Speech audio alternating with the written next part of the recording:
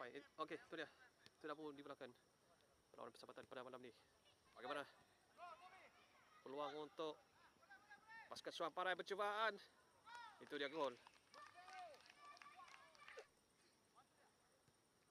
Baik kata Ranil. Ada ruang untuk melakukan percubaan. Masih lagi. Dapat diselamatkan oleh penjaga gol. Dorongan yang baik. Bagaimana? Atan cuba untuk menghalang. Ramli. Masih lagi Ramli berjaya melepasi kawalan. Tolakan 1-2 kepada Tiva peluang. Tapi baik daripada penjaga gol. Bagaimana? Coba untuk melepasi kawalan satu hantaran. Larian yang baik dari belakang. Siapa?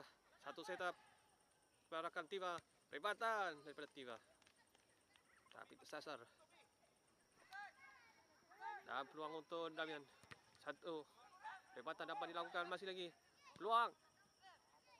Sayang tidak cukup kemas. Terus berikan bola. Dorongan ke sebelah kanan. Harus dihalang ataupun ditutup. Percubaan. Hampir lagi. Untuk pasukan Suamparai bagaimana? Oh. Tersasar. Ada ruang untuk mid. Kurang-kurangnya mengantar ataupun melakukan percubaan tetapi jadi halang. Baik. Dari Batan. Oh. Dilakukan. Bahaya situasi ini. Dan bagaimana peluang? Itu dia gol yang kedua untuk menanti bagaimana respon daripada pasukan Notorious FC. Harus mencari gol dengan segera. Bagaimana? Daripada Milin. Bagaimana? Dan apakah gol? Itu dia. Akhirnya gol. Tapi masih lagi dalam kawalan pasukan Suamparai. Sedikit berbahaya antara yang dilakukan oleh pertahanan Suamparai. Tapi sudah pun dikawal. Oh. Percubaan daripada Milin untuk Notorious. Tolakan ke tengah. Tolakan yang datang.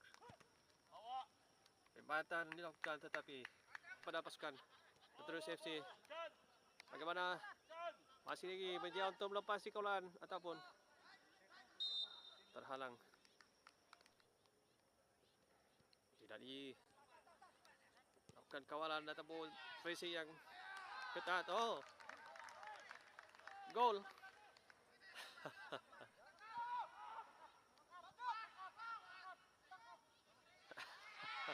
Apa yang cuba dilakukan oleh penjaga gol? Sedikit ragu-ragu. Baik sepakan ini. Bagaimana tadukan? Itu dia gol. Gol yang kedua. Bagaimana rebatan? Sudah pun terperangkap offside saya kira ataupun tidak. Gol dapat dihasilkan oleh pasukan Suamparai. Gol yang kelima. Jarakkan kedudukan sekali lagi. Pada 3 gol di hadapan. Nah, bagaimana peluang untuk Notorious? Sayang. Lepas dari kawalan. Berjaya dirampas kembali oleh pemain pasukan Notorious. Dan bagaimana?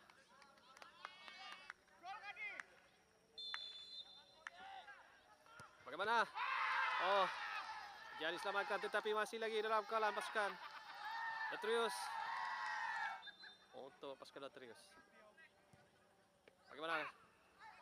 Dan gol juga untuk pasukan Notorious.